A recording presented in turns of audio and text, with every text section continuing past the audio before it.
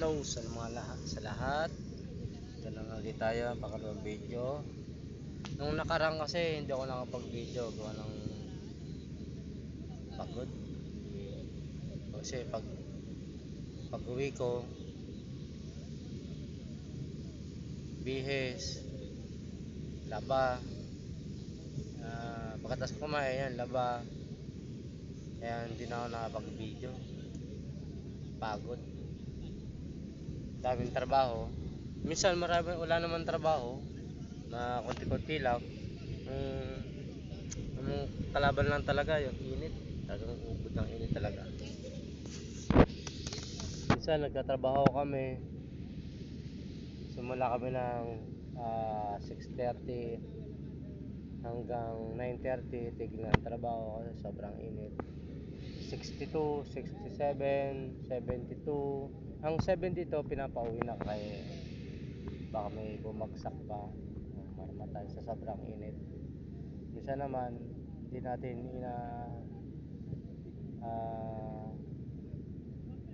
naasahan yung ibang mahawak, kailangan magpalapad. Marami kasi rito yung pandin nagpapalapad ng papel. Alam nyo na yung papalapad ng papel. Kahit 61 ang init, nagpapatrabaho pa rin hanggang sa masita ng CTGB. Kung di nasita, siguro hanggang 63 magtatrabaho pa kami. Tapos kapag ka naman ay umangal, yan naman, siyempre may karapatan din naman tayo umangal kasi kaligtasan din naman natin ang iniisip natin.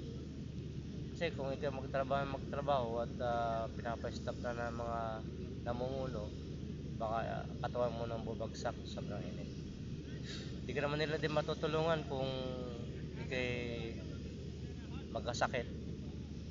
Siyempre cargo mo lahat yun.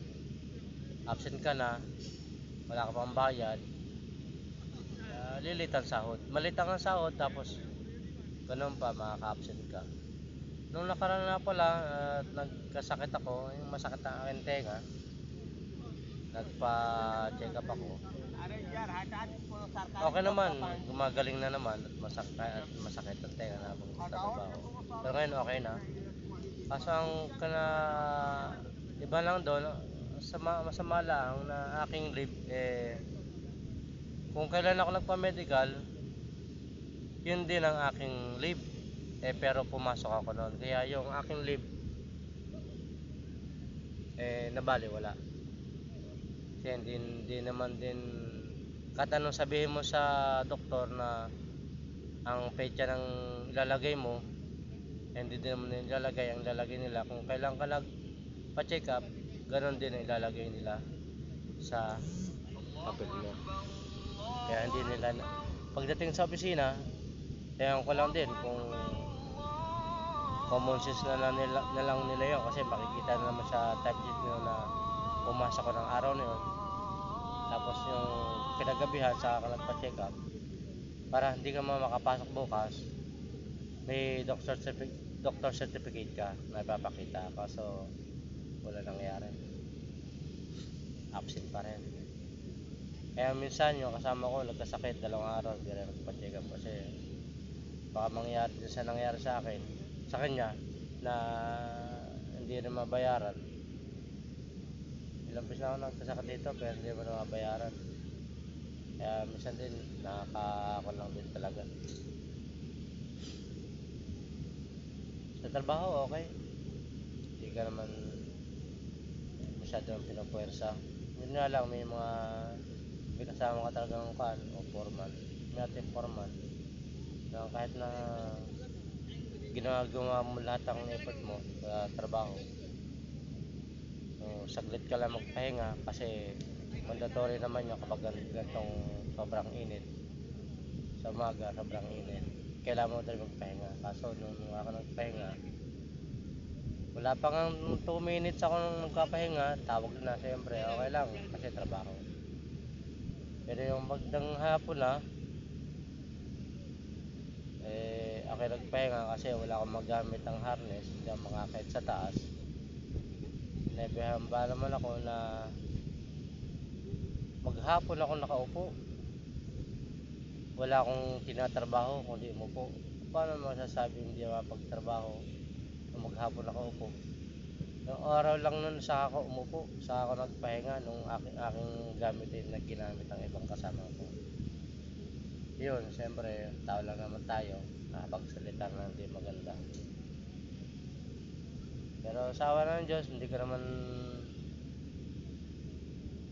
nadalin o hindi ko naman napagbuhatan ng kamay. Forman ko yung forman ko.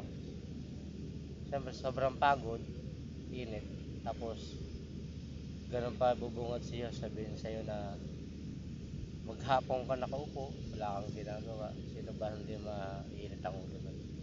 Yung forma ko nun, wala namang ginagawa yun, kundi umupo lang, bumunganga, yun lang naman. Kaya minsan yung hirap din naman yung nagpapahirap sa'yo, yung mga nakapaligid at hindi yung trabaho. Ang trabaho, easy lang kung tagang gabay mo na yung trabaho. Yung nakapaligid lang sa'yo ang nagpapahirap sa'yo. Kasi yung nakapaligid sa'yo, yun ang maninira sa'yo.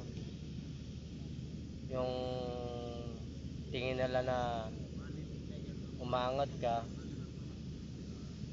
parang gusto nilang i-down ka, ganun.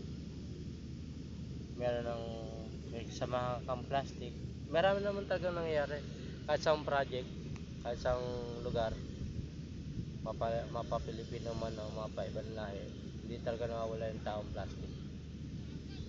Mahirap talaga kung maghanap ng taong sasabihin mong totoo sa'yo na kapag harap ka, harap ka.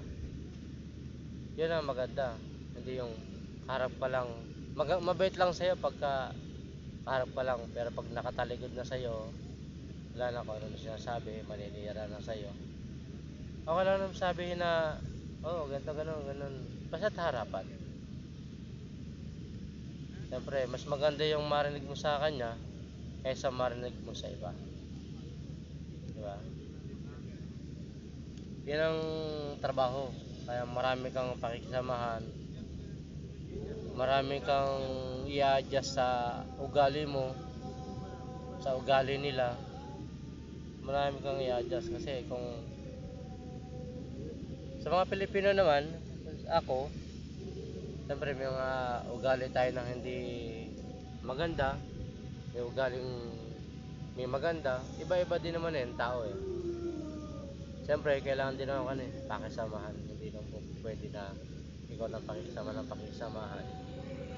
Ano lang naman, pakisamahan lang naman sa bawat kasamahan. Respeto lang ba? Respeto.